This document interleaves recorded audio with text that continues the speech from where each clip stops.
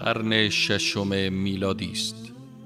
تاریکی و ظلمت بر جهان سایه افکنده. انسانیت شاهد تلخترین صحنه‌های دلخراش ظلم و ستم است. قانون جنگل، قلدری و قدرت حرف اول را میزند. باقی مانده اخلاق و شرافت و آدمیت با سرعت سرسام‌آوری به سوی پرتگاه هلاکت در حرکت است. انسان به کلی از پروردگارش بیگانه شده. راه و رسم زندگی و خود بودن را تماماً از یاد برده.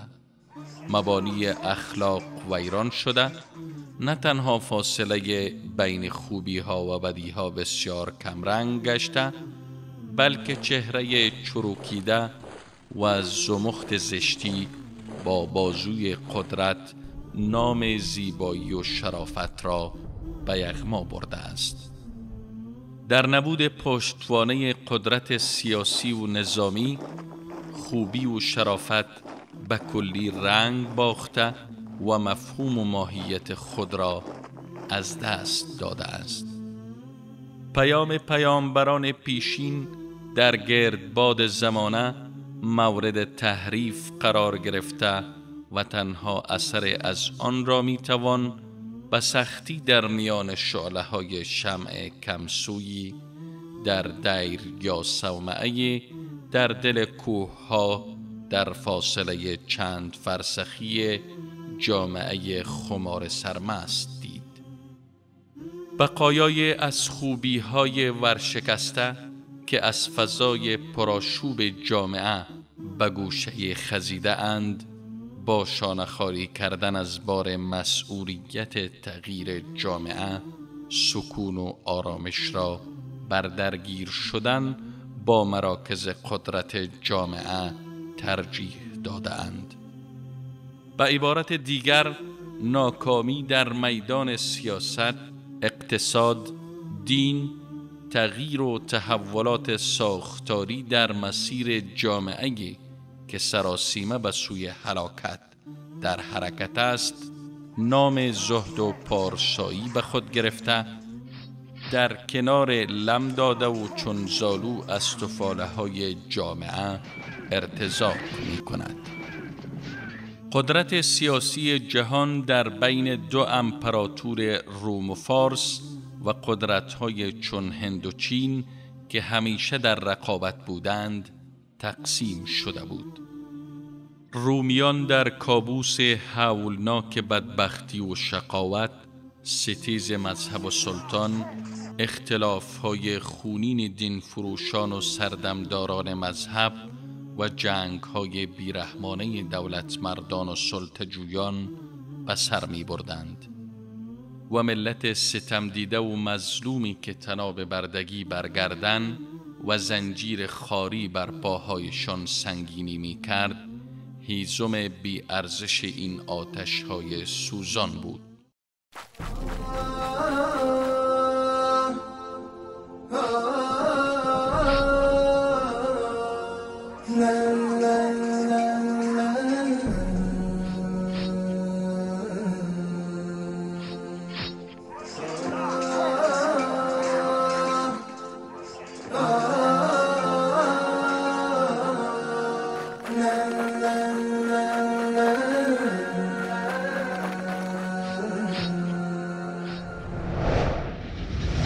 تمام این سرزمین میدان قلمرو رومیان بود. رومیان همه این سرزمین را با نیرو و قدرت و به زور بازو به تسخیر خود درآورده بودند. مناطق فلسطین، شام که عبارت از سوریه، اردن و این مناطق باشد، مصر، اینها همه زیر تسلط و قدرت رومیان قرار داشت. مصریان، سوریه ها و همه مناطق زیر اشغال آنها مثل گاو شیری بودند که رومیان آنها را می دوشیدند و حتی در مقابل آن کمترین علوفه‌ای به آنها نمی دادند. با زور بازو رومیان بر همه جا چیره بودند. دنیای روم را بیبندوباری از همگسیختگی، فساد و چپاول حکمرانی میکرد. رومیان با دیانت هیچ میانه خوبی نداشتند. حرف اول را در میان رومیان نیرو و قدرت و بازو میزد. انسان فاقد ارزش بود. در تمام این سرزمین استادیوم های بزرگی بودند که در آنها بردگان نیرومند را به جان هم می انداختند و پادشاهان خوشگذران به تماشا می نشستند که چطور بردگان یکدیگر را پاره می کنند، چطور انسان به جان شیر می افتد و چطور این بردگان و این انسانها در زیر دندانهای شیران و ببرها و پلنگها تکه پاره می شدند. تا امروز هم نمادی از این وحشیگری بر رومیان و بر مناطق یونان و بالکان و آسیایی که در زیر تصرف آنها بود هنوز یادبودهای از آن استادیوم‌های وحشت هنوز هست. این بود شیوه رومیان در زندگیشان. در این سوی دنیا، در سرزمین پهناور فارس، ملت غرق در باورهای خود ساخته و بی اساس در فضای از شهوترانی و منجلاب فسادهای اخلاقی هویت کاملا گنگ به خود گرفته بود.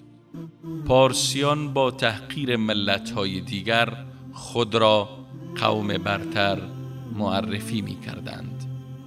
نظام طبقاتی حاکم عموم جامعه را خس و خاشاکی بی ارزش تلقی نموده و پادشاه را سایه خدا بر زمین معرفی می کرد که خون خدایی در رگ او دمیده شده است.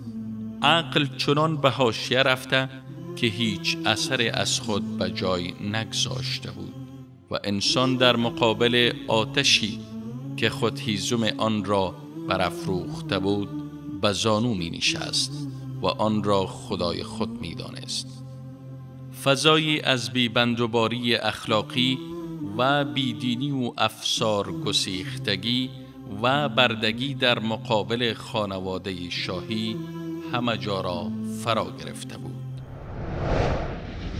ملت‌های دیگر جهان چون چینی‌ها، مردمان خاورمیانه، مغول‌ها، ترک‌ها، ژاپنی‌ها و دیگران نیز در جهل مرکب اندیشه‌های انحرافی و دور از نظام سیاسی درست با وحشیگری و ددمنشی قلدران ساخته بودند. تاریخ نگاران بر این نقطه اتفاق نظر دارند که هندوستان پست‌ترین دوره تاریخ خود را در دیانت، اخلاق و مسائل اجتماعی در این قرن سپری می کرد.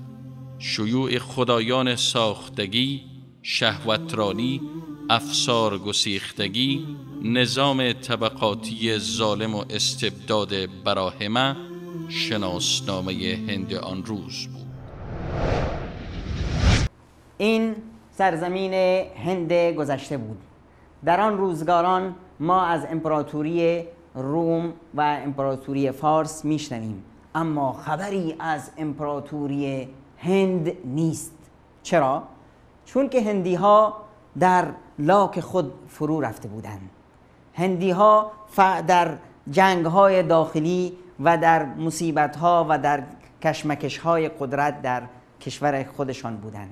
با وجود این همه وسعت سرزمین، نامی از هند در تاریخ آن روزگار نیست، چرا که هند با شروع قرن ششم میلادی در یک بدبختی ها و سختی ها و جنگ و جدال و در حاشیه قرار گرفتن پیش می رفت.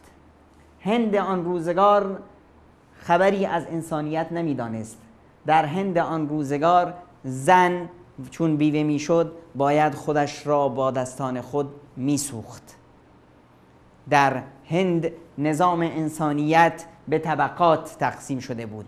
طبقه اعلا را آخوندها تشکیل میدادند، رهبانیها و برهمنها، و بعد از اونها طبقه نیرومندان و قدرتداران بودند و بعد از اونها کشاورزان و تاجران، و طبقه پایین را دهقانان و نوکران و بردگان تشکیل میدادند که به اونها میگفتند نجسها. نجسها حق نداشتند در چشمه‌های برهمنها یا آخوندها نگاه کنند. آخوند جایگاهی ویژه‌ای داشت. اگر مرتکب هر گناهی میشد معصوم بود. نجسها یا طبقه پایین حق نداشتند کتاب مقدس را باز کنند. چرا؟ چون این کتاب را فقط آخوندها میتونستند بفهمند. این دنیای هند بود در آن زمان. تاریکی، وحشت، نژاد پرستی، طبقه بندی جامعه، فقر، فلاکت، بدبختی، بیسوادی، همه این مفاهیم شایان و صفات هند آن روز بود. قبل از بعثت پیامبر اکرم صلی الله علیه و سلم در تاریکی مطلق و در سیاهی قبل از بزوغ فجر به سر می برد. انسانیت بی‌بها بود. کرامت انسانیت معنا نداشت. جهان پر بود از بی‌بندوباری، از همگسیختگی، از جنگ و کید و بدبختی ها. در جهان حرف اول را وحشت میزد، فقر میزد، فلاکت میزد، نادانی و جهالت میزد. یهودیت به انحراف کشیده شده بود. مفاهیم بتپرستی در تلمود جا باز کرده بود. یهودیان فقط با فساد، با نیرنگ و با مکر و حتی با بتپرستی به سر می بردند. مسیحیت تحریف شده بود.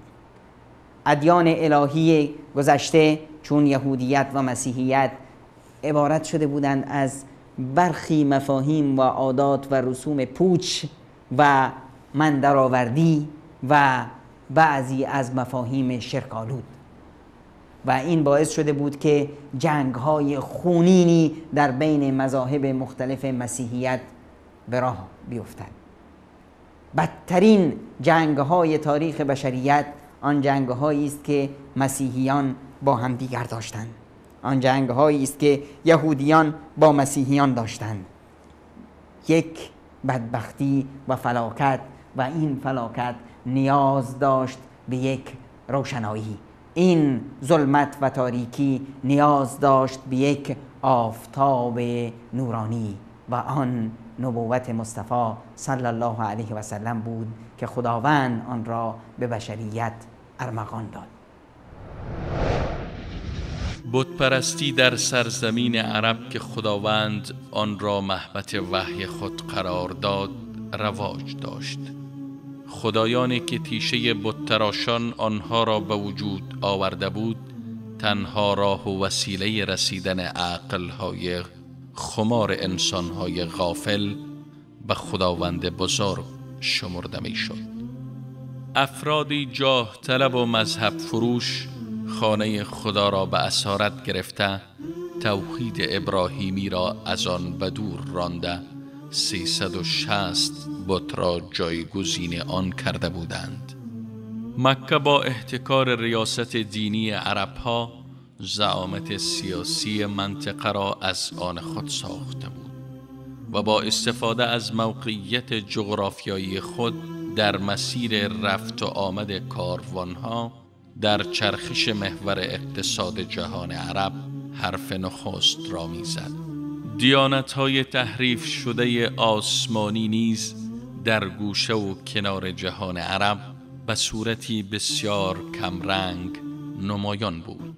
درست همان انحرافات سرزمین رومیان و شام را نسخه برداری کرده بود. غیر از تعداد اندکی از عرب‌ها که در مرزهای ایران و رومیان قرار داشتند یا عرب هایی که در یمن بودند، بیشتر عرب ها بت پرست بودند و یک حالت ارتجاعی و تعصب بسیار شدید داشتن واسه سنگ هایی که اونها را به طریقه خاصی میتراشیدند و واسه خودشون بت درست میکردند.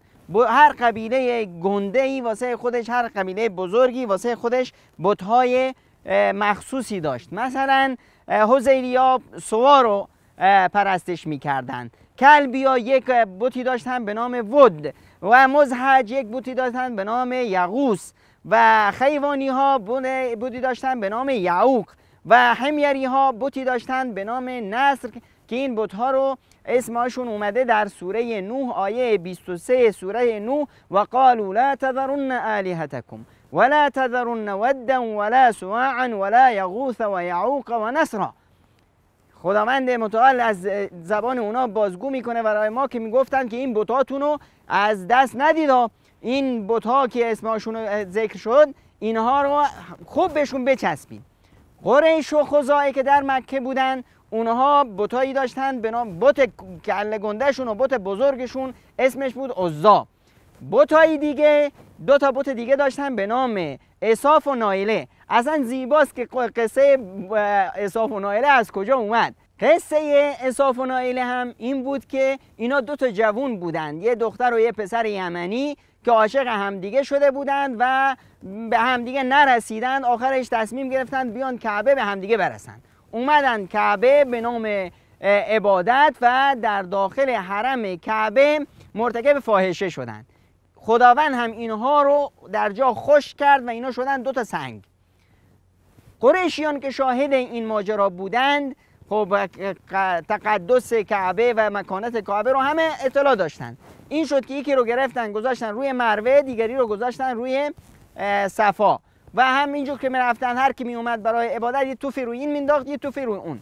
بعد نسل بعدی اومدن گفتن که پدرای ما روی اینا توف میندازن، اینا رو تمیز میکردن و شروع کردن گفتن که اینا حتما هم خدایانند و بعد از مدتی اینا شدن چی؟ خدا. اومدن مردم بهشون عبادتشون میکردن و ازشون تبرک میجستن، می اومدن جایشون قربونی میکردن، نذر و خیرات میکردن و از این به اصطلاح خزعبلاتی که درشون بود.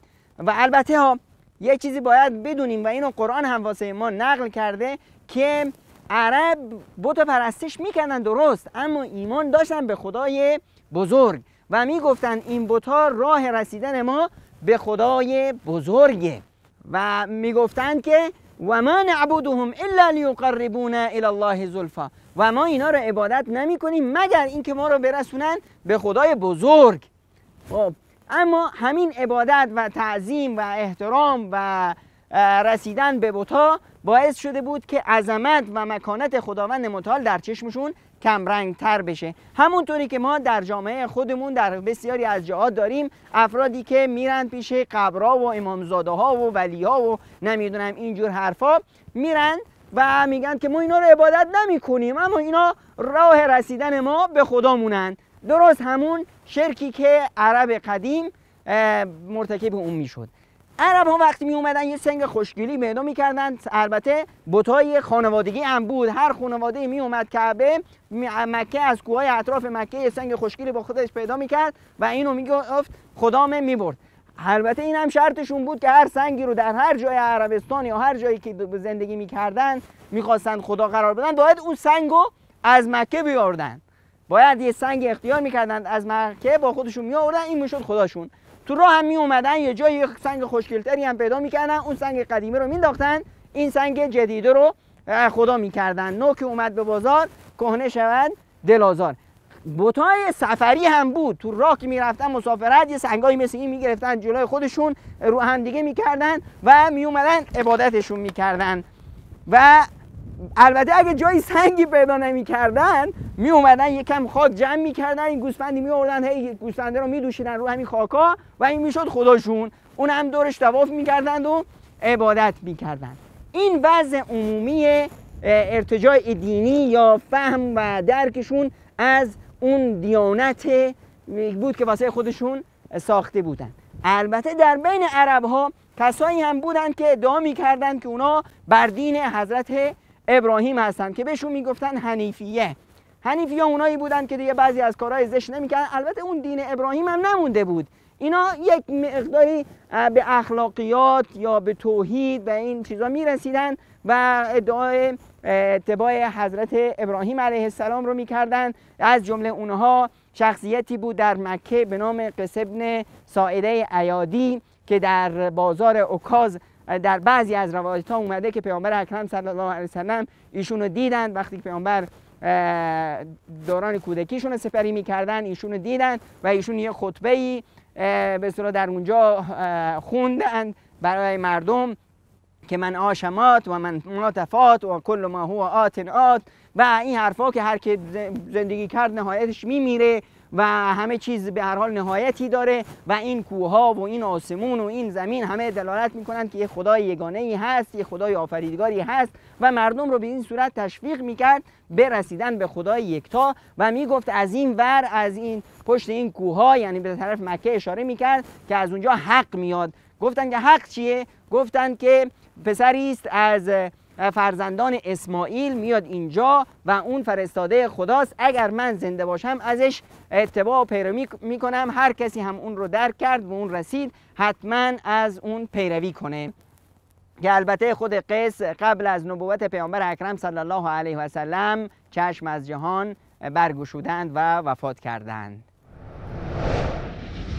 زندگی در بین کوهها و در بین بیابانهای خشک و در بین صحراها عرب رو یک قومی بسیار ستیزجو و جنگجو و یورشگر و کینه‌توز بار آورده بود. با کوچکترین بهانه‌ای سالیان سال به جان هم می افتادن و افراد بسیاری رو به قتل می رسوندن. در تاریخ عربهای اون زمان جنگهایی مثل جنگ بسوس بسیار مشهوره. جنگ بسوس بهانه‌اش چی بود؟ یک شتری از قبیله‌ای رفته بود تو چراگاه قبیله دیگه. این باعث شد که قبیله بکر و تغلب حدود 40 سال با هم بجنگن و هزاران هزار نفر از فرزندانشون رو طعمه این جنگ کنن. جنگ دیگه ای مشهور به عنوان جنگ داهس و غبرا. داهس و غبرا دو تا اسب بودن که در یه مسابقه اسب دوانی یکی اسبی رو هی کرد و این باعث شد که دو تا قبیله بزرگ عرب سالیان سال با هم بجنگند و هزاران هزار نفر از بچه‌هاشون طعمه آتش این جنگ باشند. اوس و خزرج و جنگ‌های 70 ساله اونا هم در تاریخ عرب مشهوره. درسته که یهودی که در اونجا بودند هیزم میریختند و بنزین میریختند رو آتش این فتنه و باعث میشدند که این جنگ هر روز شعله ورتر و شعله ورتر باشه. اما خب اینا دو قبیله بودند که در یک منطقه زندگی میکردند و بیش از 70 سال جنگ‌هاشون ادامه داشت. بیشتر عرب‌های اون زمان باده‌نشین و کوچ‌نشین بودند. شترهاشون رو میگرفتند، گوسفنداشون رو میگرفتند، میرفتند تو جایی که چراگاه‌های بهتری پیدا کنند و تا وقتی که سبزیجاتی اونجا پیدا میشد اونجا بودند و بعدش که سرما می اومد، فصل خشکسالی می اومد، میرفتن به منطقه دیگه. بعضی از عرب‌های دیگه که شهرنشین بودن اونا هم حسب موقعیت شهریشون، اونایی که مثلا در طائف بودند یا در یثرب بودند و وضع آب هوای منطقه بهتر بود به کشاورزی مشغول بودند.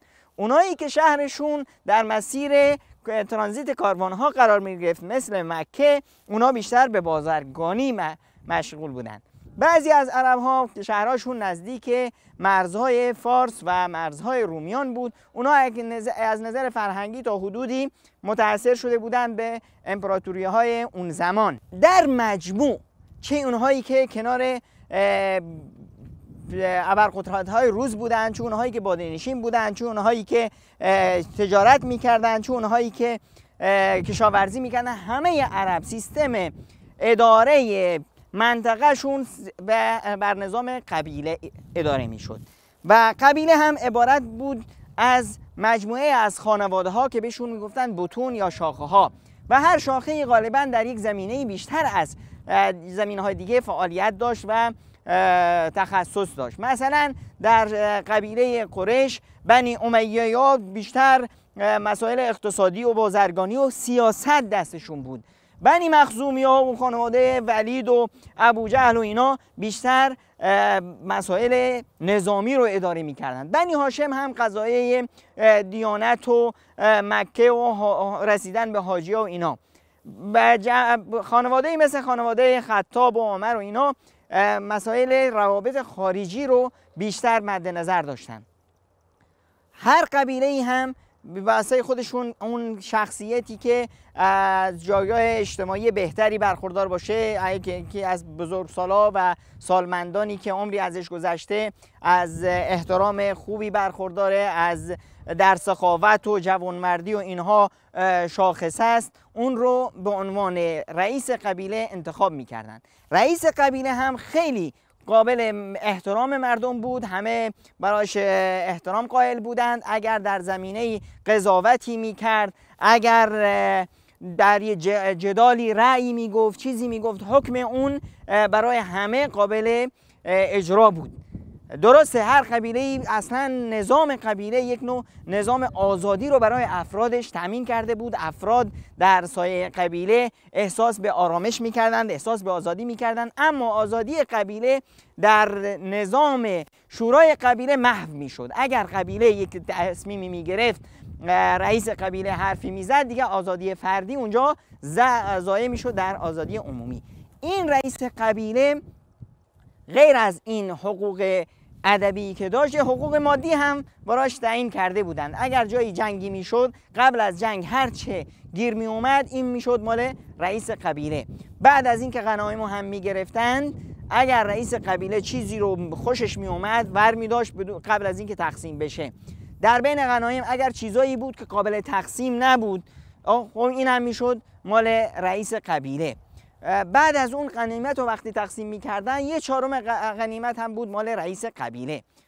و در مقابل این رئیس قبیله مسئولیت‌هایی هم داشت که در خونش بروی همه باز بود و در سخاوت و جوانمردی باید شاخصه میشد و همچنین در جنگ، در روزهای جنگ و نبرد در صف اول باید قرار می گرفت. این بود شاخصه نظام قبیله‌ای. اما در مجموع هیچ یک قبیله در هر منطقه قرار داشت هرگز از این که از سوی قبیله های دیگه مورد هجوم قرار بگیره و بیاند و چارپایش رو چپاول کنن، مال و ثروتش رو ببرن، حتی اگر زن و فرزنداشون رو به کنیزی و به بردگی ببرن، در امان نبود.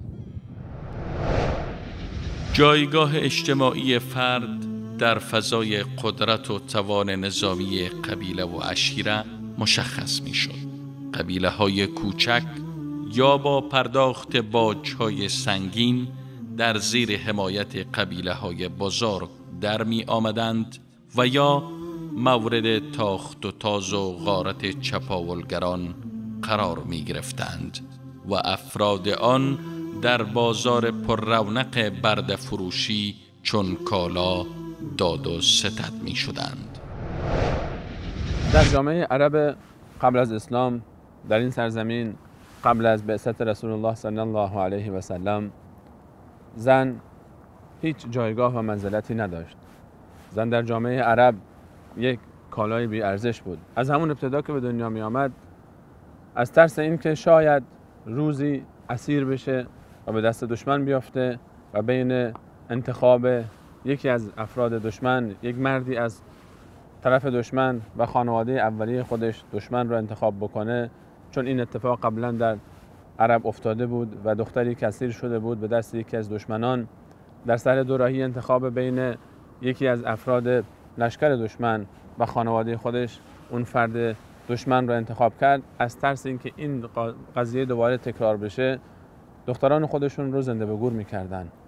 دختر خودشون رو، پاره تن خودشون رو، کسی رو که خودشون سبب به وجود آمدن اون بودن، اون رو می آمدن و در خاک زنده دفن میکردن. همون موردی که الله تعالی در آیات سوره مبارکه نحل 58 و 59 بهش اشاره فرمود: و اذا بشر احدهم بالانثى ظل وجهه مسودا وهو كظيم. وقتی که به یکی از اونها بشارت داده میشد که تو الله تعالی دختری بهت داده، صورتش از خشم سیاه میشد، عصبانی میشد، ناراحت میشد، اندوهگین میشد. یتوارا من القوم من سوء ما بشر به، از قوم فراری میشد، پنهان میکرد خودش را از دست قوم به خاطر بدی خبری که بهش رسیده، به خاطر اون شومی خبری که به اون دادن. ایمسکه علی هون ام یدسه فی التراب، با حقارت و ننگ و آر اون رو نگه داره پیش خودش، زنده نگه داره، یا اینکه اون رو در زیر خاک لگدکوب کنه با پاهای خودش و زنده زنده دفن میکنه. این وضعیت دختری بود که در جامعه عرب به وجود می اومد. در جامعه عرب پای به حیات میگذاشت. غالبا این گونه بود که اکثرا دختران خودشون رو زنده به گور میکردن. بعضی ها به خاطر اینکه شاید در جنگی اسیر بشه و انتخاب دیگری داشته باشه، و بعضی ها به خاطر ترس از فقر این کار رو میکردن، به خاطر اینکه میترسیدن شاید ما نتونیم خرج این رو در آینده در بیاریم و می اومدن و اون رو زنده زنده دفن میکردن. که الله متعال در دین مبارک اسلام باز هم از این عمل من نمود اونها رو و فرمود ولا تقتلوا اولادکم من املاق نحن نرزقکم و ایاهم. شما فرزندان خودتون رو به خاطر ترس از فقر، به خاطر اینکه شاید روزی نتونید خرج اونها رو بدید، نکشید. الله تعالی است که شما رو خرج میده و اینها رو هم خرج میده. وقتی که این زن، این دختر بزرگ میشد، بازم وضعیتش بهتر از این نبود. در ازدواج علاوه بر این که از خودش اختیاری نداشت، اگر در این ازدواج شوهرش از دنیا میرفت و یا کشته میشد، مانند یک مالی از ترکه به ارث میرسید. زن در جامعه عرب اون روز نه تنها ارث نمی برد، بلکه خود از اموالی بود که به ارث میرفت. چون عرب ها فقط کسی رو در ارث شریک میکردن که توانایی سوار بر اسب شدن و جنگیدن رو داشته باشه. از این رو دختران، فرزندان و زنها رو از ارث محروم میکردن. بسیاری در جامعه عرب بعد از وفات پدر با زن پدر خودشون یا به تعبیر دیگری با مادر ناتنی خودشون ازدواج میکردن. اینها بخشی از وضعیت و دیدگاه عرب نسبت به زنان در اون جامعه بود. زن در جامعه عرب فقط به عنوان یک کالا، به عنوان یک متاع استفاده میشد که مرد برای لذت جویی و برای فقط بقای نسل و به امید این که پسری از اون متولد بشه از اون استفاده میکرد و هیچ جایگاه دیگری نداشت. اسلام آمد و این نسل مرده رو احیا کرد. زن در عرب قبل از اسلام جایگاه و اهمیت و بهای خاصی نداشت. خیلی کم بودند از خانواده هایی که به اصطلاح به شیوه امروزی دختراشون رو به عقد و ازدواج همدیگه در می آوردن. خانواده های اشرافی، خانواده های با حسب و نسب، تنها اونا بودند که این ازدواج امروزی در بین اونا جاری بود که مثلا کسی میرفت به خواستگاری دختر یا خواهر کسی، افرادی از این خانواده با افرادی از اون خانواده با هم نشستند و یک خواستگاری و یک ازدواج صورت می گرفت. این نوع خواستگاری و این نوع ازدواج فقط در بین خانواده های با حسب و نسب و محترم صورت می گرفت. اما بقیه مردم شیوه های ازدواج عجیب غریب داشتند. زن در پیش اونا بیش از یک آلت شهوتی برای مرد یا یک ماشین جوجه کشی یا یک دستشویی عمومی بیشتر ارزش نداشت. بعضیا چیکار میکردن؟ بعضیا که خیلی خیلی فاحشه و نمیدونم از این کارا داشتن، اونا می اومدن یک پرچمی روی خونهشون نصب میکردن، یک تابلوی بزرگی که همه میدونستن که این فاحشه خونه است. هر کسی می اومد 10 تا 5 تا مردم می اومدن اینجا و قضای حاجت میکردن. اگر هم خانم باردار میشد میفرستاد پیش این چند نفری که اومدند و هر کی سو دلش میخواست میگفت این بچه تو فلانی و اونم مجبور بود اون بچه رو بگیره. بعضیای دیگه نه، بعضیای دیگه میرفتن مثل همین چیزی که امروز بهش میگن صیغه و در بعضی از جوامع جاهلی ما هم هست که میرفتن به اصطلاح با یک زنی اتفاق میکرد برای چند روزی یا چند ساعتی در مقابل مبلغ معینی، یعنی ناموس یک زن برای خرید و فروش بود.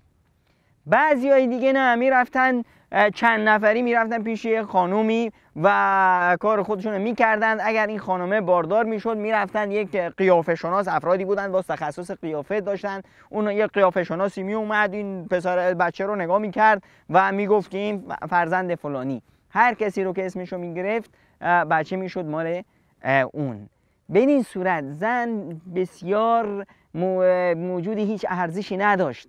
بعضی از افراد می اومدن تو بازار یک طرف یه آدم چارشانه و کله گنده رو میدیدن و بعد برمیگشت به خانمش میگفت که خانم من یه آدم خیلی خوشگل و خوشتیپ و نمیدونم قوی و فلانی رو دیدم، من میخوام که بری پیش اون و واسه من یه بچه‌ای به شکل و شمایل اون واسه من بیاری. انحلال اخلاقی و فقدان ناموس و غیرت به این درجه رسیده بود که زن به این صورت تنها یک آله شهوتی از مرد تبدیل شده بود و این اسلام بود که بعدها به زن ارزش داد. زن شد مادری که بهشت زیر پاشه.